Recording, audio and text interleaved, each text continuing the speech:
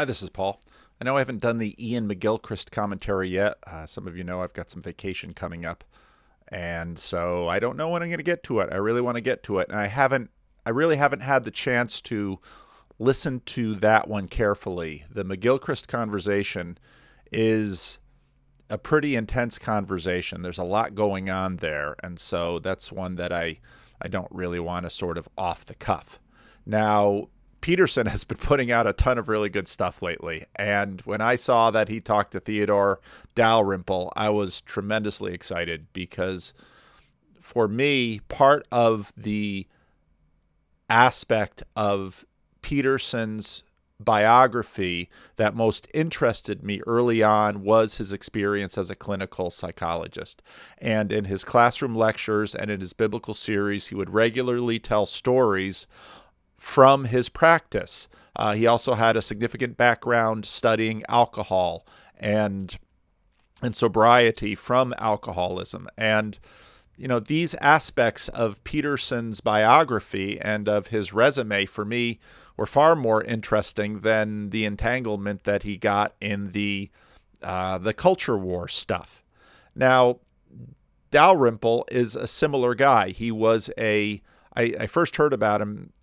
Something came across my feeds that he had written, and I grabbed onto it right away because it connected so deeply with me because I have spent my life. Therapists do this. My first conversation with Sevilla King, we talked about it. Doctors have this. My conversation with the doctor from the CRC that I talked to a while ago. I can't think of his name right now. But people who work in helping professions often both have one leg in sort of the middle class, upper class, let's call it the world of whiteness, shall we? This very Western, very scientific, very Enlightenment culture that in many ways does not understand the cultures around them, especially cultures of poverty. I think about Chris Arnotti's book, Dignity. I think about J.D. Vance, Hillbilly Elegy.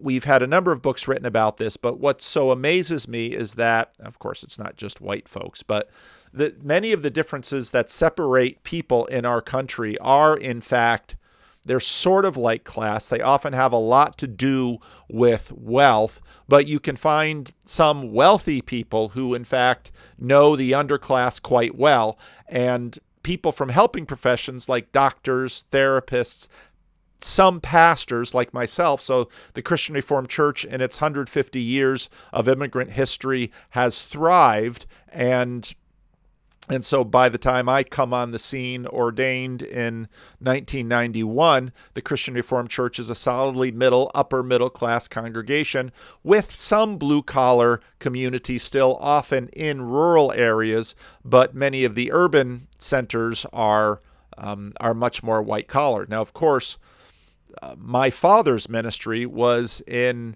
an African American congregation in a struggling community.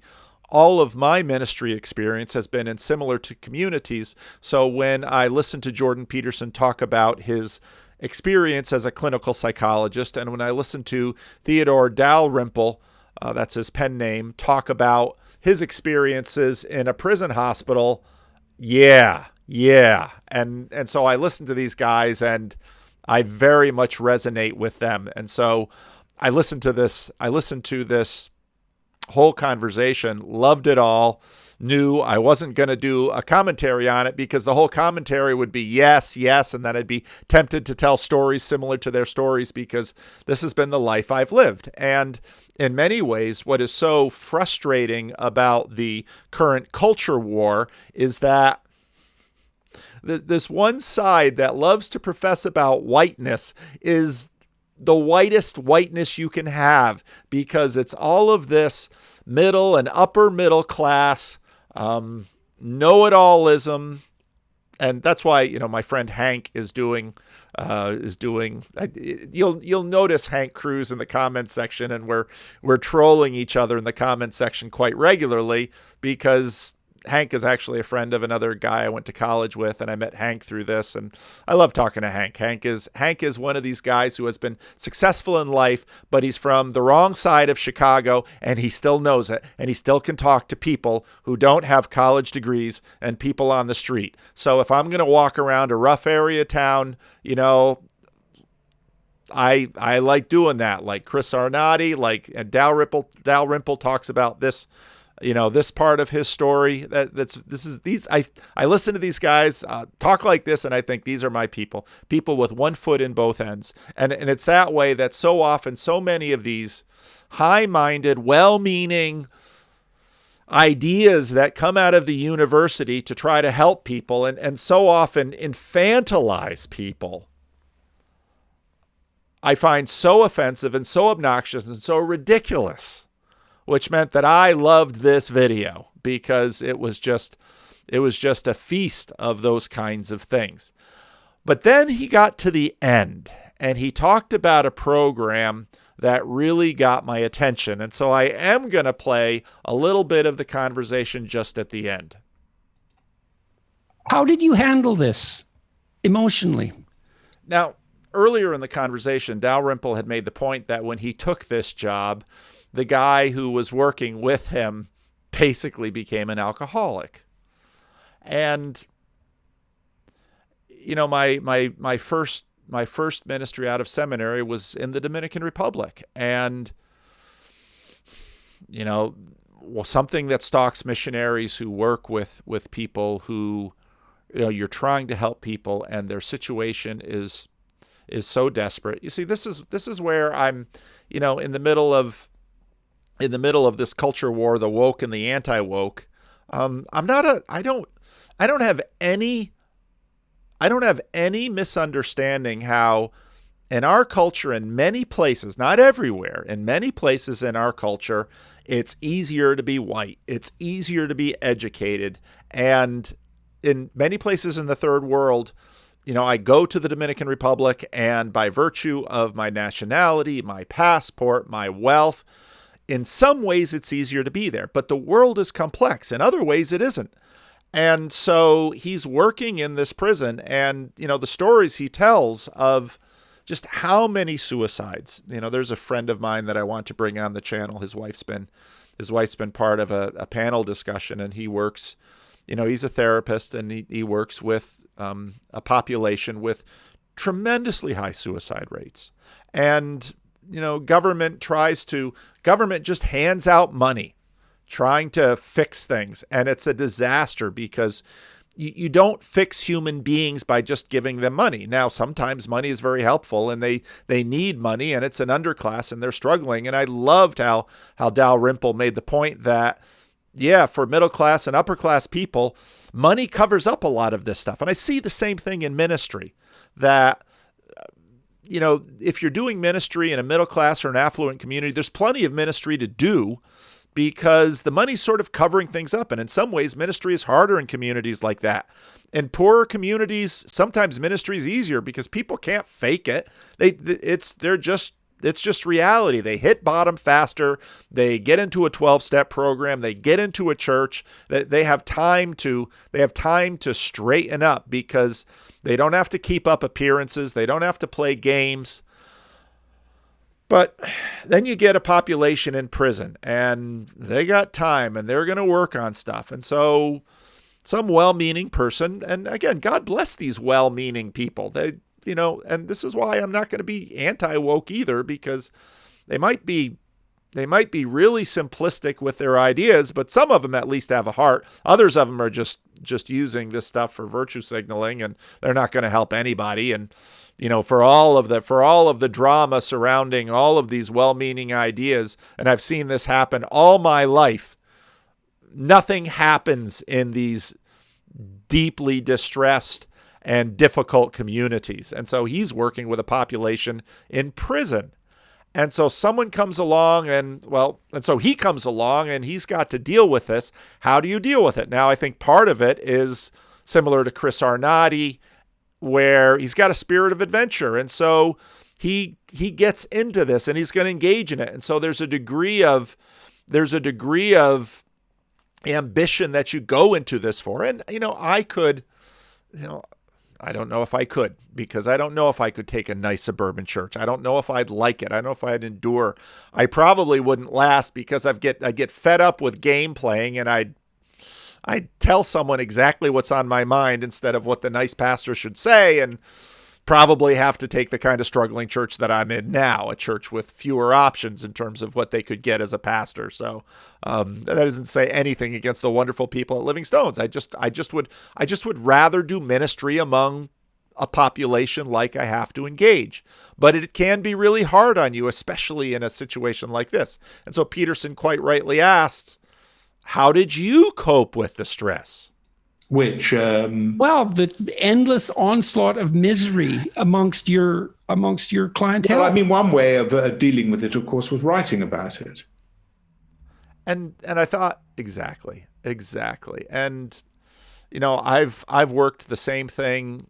Now, I didn't write books. I'm probably too ADHD to ever get a book out of me. But I blogged, and here in my YouTube channel. So I'm not writing, I'm talking at you, because it's fairly easy for me to do. But part of the reason I talk at you is because I got to talk these things out, and you get to be the ones I get to talk to. Because what I found is that when you write about an experience, even an unpleasant experience, it distances you from that experience. So you not only having the Okay, now pay attention here. It distances you. And we're going to have this in what he's about to talk about, but that distance is really important, because we need the distance. Now, if you read The Body Keeps the Score, anything about trauma, people who suffer trauma, there's disassociation. They distance themselves from the trauma, and that's a coping mechanism that we have built into us to sort of deal with the trauma. And of course, even though he's not in trauma like the people who have suffered from trauma, the constant exposure to it, sort of some of the trauma gets transferred, and you have to do something with it. So writing about it, distance it. And we're gonna talk about logos, language, eternity, putting things into language, putting things into story, representing things a little ways away from it, begins to help us process it. Now we can have a conversation with it. Now we can engage with it. Now it's not all up on us or in us or on top of us or beating us. It's okay. Now we'll start to work with it. We put things in front of ourselves so we can see it, so we can begin to process it in a different way, because we need distance from it, and we've got to deal with it. experience you're observing. About an experience, even an unpleasant experience, it distances you from that experience. So you not only having the experience, you're observing having the experience. I was once arrested in Albania, and mildly, mildly beaten with a truncheon by a policeman.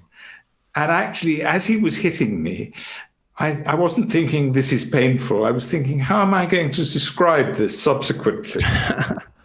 Disassociation. I mean, he takes himself out of it, and he sees him through this eye. And because he likes to write, because he has this passion, he's managing it in this way. And he's kind of doing it automatically.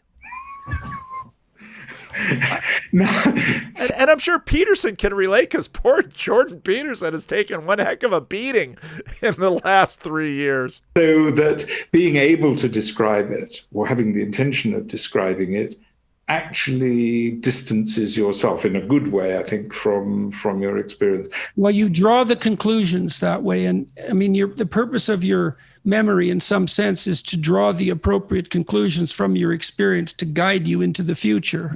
Now, when Jordan describes it that way, he's not yet necessarily talking about religion, but I think this is a huge element of what religion does. And I think this is a big piece of why, what even in the secular world we look at religion, why religion flourishes in people who are suffering. And why, again, I'm a Christian minister, so one of the most remarkable things about the story of African slavery in North America is that the Africans took in Christianity from their slave owners, which is a remarkable thing, because with the way that population is treating you, you'd think that the last thing you would want to do is be associated with their religion. But they took in that religion and they changed it and made it their own. And, they took the songs, these Negro spirituals would always have two meanings. And so, there you can see this happen. Well, this is why it's, the old saying, there's no atheist in foxholes, goes a lot deeper than that. That somehow this process that you're undergoing, I think, in many ways is the seedbed of religion. You have to take this suffering and put it into stories and put it outside of you and especially put it into writing. So I had a good friend who had been in 12-step programs for years. And so by the time he came to this church, even before I got here, so many of those 12-step tricks and hacks were so much a part of him. And so one of the things that he had his worry book. And so one of the things he would do is he would write down his worries. Why? You get them away from you. You get some distance. And, he wasn't a trained psychologist or anything, but, through AA, all of these wisdoms develop. And so just here, over the last 100 years, we have this new science of psychology that learns a bunch of these things. But human beings with ritual and prayer and religion and writing and storytelling, and we've been practicing these things for a very long time, and religions are full of them. And so I have a series of writing exercises online at a place called selfauthoring.com that steps people through writing a biography. More Jesus smuggling. And it highlights experiences that were emotionally extreme. And because there is plenty of evidence that writing them out, they have to be somewhat distant from you, Yes, you can't do it the next day. Yes, exactly, because you're just re-traumatizing yourself in some sense. But and why is PVK bingo have Peterson and Dominican Republic and homeless people and stories and all of this? Because this is how I process it. This is how I process. And I haven't suffered like these people, but being close to them and loving them, I take into me some of their suffering, and I want good things for them. And, when well-meaning people come along with simplistic ideas that I look at with suspicion, because you're not going to live with these people. You don't really love these people. There's all kinds of other games that are being played. And people know that. People know when you care about them. The politics sort of gets pushed to the wayside. The evidence is quite strong, I would say, that doing that, well, you're transforming the emotion into words and replacing, in some sense, the emotion by the words. You're making sense of it. There was a very interesting experience. I had an interesting experience with that in that regard in the prison. We had a writer who would come in and teach writing, creative writing, if you like, to interested prisoners. And now, what's so interesting is that, and this is why, don't too quickly pigeonhole your political or social or educational adversaries, because that might sound like some highfalutin, airy-fairy, pointless thing, but it isn't. And, frankly, we see this all the time in public education, where the first things to get cut are sports and music and writing and play and recess. And it's like, no, especially for children from the rougher areas of town, these are the most important things they need. They need to, and they're all indirect. Sit down and tell me about your trauma. They can't do it. Draw a picture. Psychologists have known this stuff. And what amazes me about so much of this wokeism is it's like, you spent 100 years developing psychology. You're just going to throw it away because you're afraid to look bad. Well, that's like human beings. Status is a very big deal. But so somebody comes in and they want to do writing, and I'm sure some people are thinking, well, that sounds insane, but okay, give it a try. See it. So often in difficult communities, we have no idea what to do or will make things better. So just try something and watch and see if it helps. And then often you'll be surprised that the ideas that you think are best don't do anything. And the ideas that are like, I got nothing else working, try this. And it's like, oh, something good happened. We had a writer who would come in and teach writing, creative writing, if you like, to interested prisoners. And they were, of course, a selected group and so on. And the writer, he came to me because, of course, there wasn't really any evidence that he was doing any good. Yeah, but when are they looking? Again, and this is always the thing about religion. I prayed and nothing happened. Well, you wanted it now? You might as well say, I went to school for a day and I didn't learn anything. Oh, no, you learned a lot. You learned a lot. I mean, just have a kid come home from school. What did you learn today? Nothing. No, it's human beings. We work on very slow clocks, at least the deep things. And that's very true of religious things. They take time. You have to move into it from the inside. It requires repetition. It requires discipline for it to take hold. I went to church, I prayed, and nothing happened. Posh! And it's a testament to the speed of some of the things that we're doing. But earlier in the thing too, we talked about giving out meds, and he's like, he's very skeptical of that.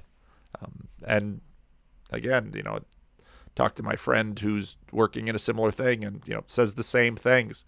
And, that's when you look at my, I'm obviously high in openness, but also just having listened to people like this, you learn things, gosh, you learn. What don't you learn when you listen? Yeah. And the writer, he came to me because, of course, there wasn't really any evidence that he was doing any good, because, of course, that such evidence would be almost impossible to gather. Right. And so, of course, the prison authorities are constantly trying to cut down costs, so they wanted to get rid of them. So he... And again, if you've ever worked for a big institution, the insanity of these things. He wanted me to write in his favor, which I did, which of course sealed his fate. But I love this guy. I look at him laugh, and this is just it. You work in places like this, and again, the people like him who survive, and my conversation with Chris Arnott too was just a joy, because I mean, why do I do the Freddie and Paul show? Think about it. I love it. Are there elements of people's lives around me that are just soul-crushing in terms of hopelessness? Yeah. What do you do with that? If you don't believe in the gospel, if you're going to be a nihilist, you've probably got drinking or suicide ahead of you. If you believe that this world isn't all that these poor people get, religion just, suffering is the seedbed of religion. It always is. And there's, all of these processes that are likely part of it. But anyway, he told me something very interesting. All the people who wrote autobiographically, as you would expect. And think about what they're doing. They're putting it away from themselves, just like he did. And now they can see it.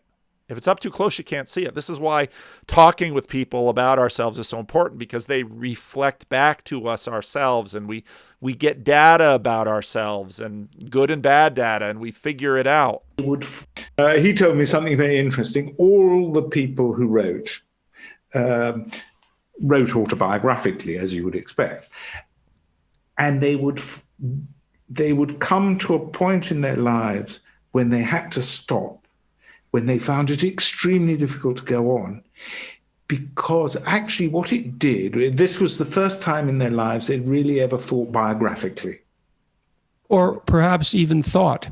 Well, maybe. Yes. Well, I mean, I really mean that. It's like, that people think they think, but what happens is thoughts appear in their head. That's way different than sitting down programmatically and voluntarily going over your life and trying to make sense of it. Anyway, they came to a point where they couldn't go on, at least for quite a long time. Why? In some ways, they saw God. Boy, that sounds sacrilegious, Pastor. You shouldn't say things like that. But that's not a crazy thing that I just said. Why? They saw themselves through what? A lens that is above them. They took their life and they kind of put it up there and they had to look at it. Now, this, again, is what religion do. This is what churches do. This is what religious organizations do. This is what morality codes do. This is what all of this mechanism, moral law, this is what all of this mechanism does, is it takes our life and it says, okay, in an organized way. And now I don't necessarily like what I see. And especially people like this have been reflecting negative things back on them, and in that way it's easy to deflect because the guards hate me because of racism, because they're guards, because of poverty, because of you can engineer a million defensive excuses for that, but when you write it yourself and you see it, now that's hard. And that point was when they realized that all that they'd been telling themselves about their own behavior was actually false. And so I came to the conclusion that this actually, now whether it changed their behavior subsequently, I can't tell you. I don't know. But in Christian ministry, these are the inflection points where people begin to turn and say, I'm not a good manager of my life. I need someone else. Jesus, take the wheel. I mean, use these little Christian cliches. They're not dumb. They arise out of things like this. But it's hitting rock bottom. It's saying, okay. And prison does that. I mean, especially if they're held long enough, and a little later he talks about, at a certain age, Peterson talks about that, especially if you're a man, who 90% of the people in prison are men.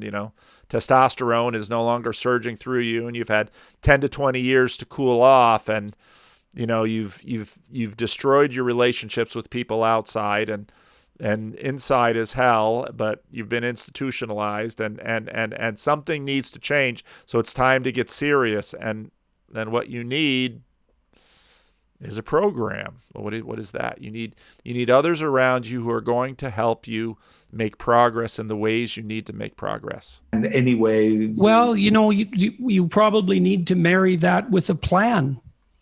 And this is, in a lot of ways, when I saw Peterson doing what he was doing, I mean, when I started the meetups, and we haven't had a meetup for a while because of COVID, and after vacation, I think I'm going to restart the meetup here, and I'm going to change some things. And I might make it a little bit more programmatic than the first effort, because, I knew when Peterson was, this is what Peterson was provoking in people's lives, and where are they going to go? Now, a bunch of them have found church, and that's the point. You autobiography, and you compare it with Jesus' biography, or you compare it with a moral law, or you compare it to the performance of a community, and then suddenly you can begin to get some change in your life. That's what happens in churches. So, yeah. Like the problem is that if you realize that what you're doing is wrong, but it's habitual, and you don't know what else to do, you're going to do what you know, and you need a group of people around you. And it needs to be, you need a plan, you need a program, and it needs to be patient.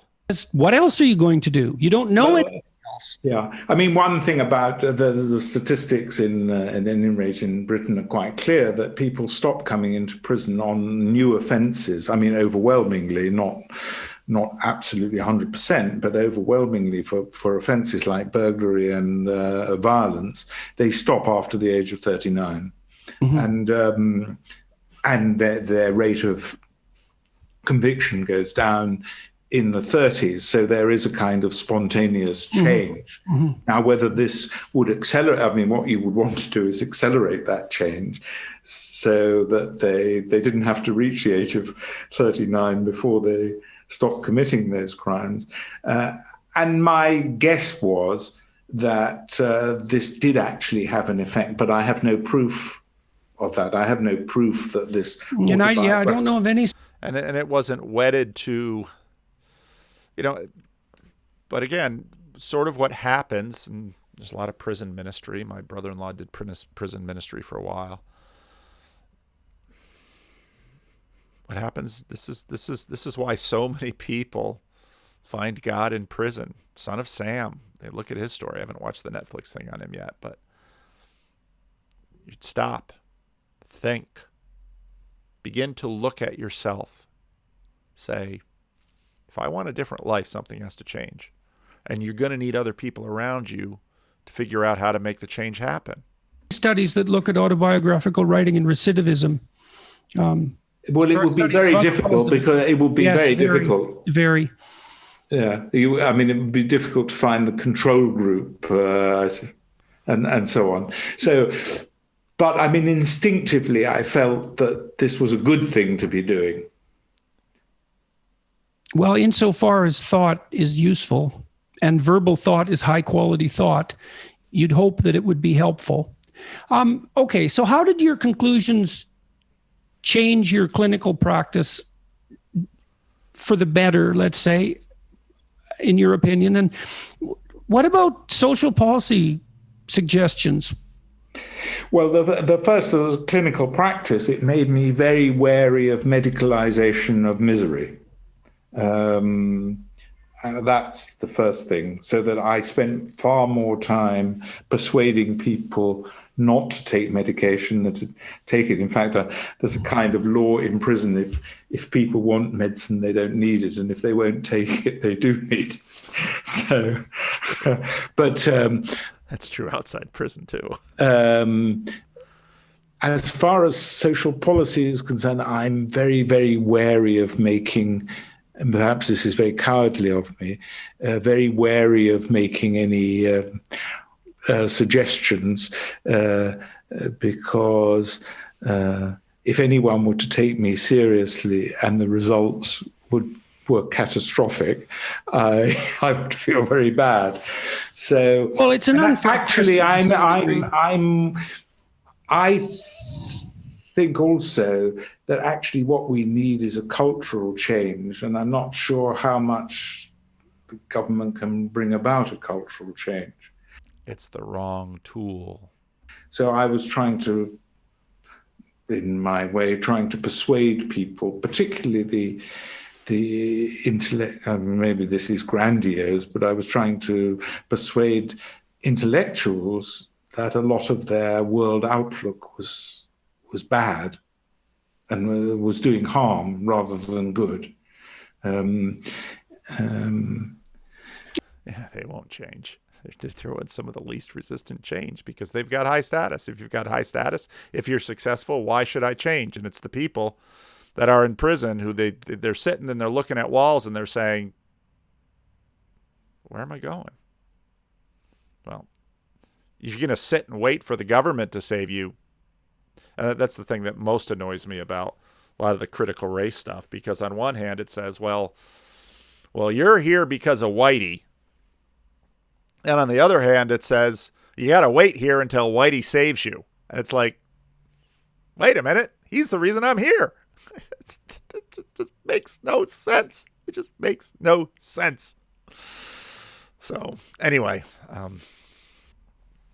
I mentioned that when they write out their story and when they look at it and when they begin to see themselves at a distance, in some ways it's sort of like It's sort of like seeing God. And I was thinking about that a little bit. I'm recording this on Friday. I think I'll release this on Monday. The Bridges of Meaning question answer this week. I'm not going to do the question and answer for the next 2 weeks. I think Joey's going to cook something up and we'll post something on the channel. But I'm anxious to see what they cook up. It'll be fun. One of the questions in this week's was,